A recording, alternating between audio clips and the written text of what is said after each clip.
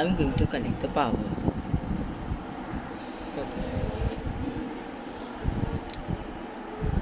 Now I'm going to connect the power. So when I connected the power, I'll just put the battery in here. It is a separate compartment, so the user can pull out the battery anytime and recharge it. This is my mosquito magnet. It features blue LEDs, so when we turn on the circuit, if mosquitoes will come, they'll get attracted because of these blue LEDs and get sucked in because of the DC motor inside.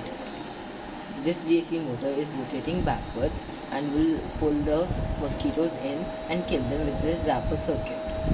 It is high enough voltage to kill the mosquitoes but not harm anyone.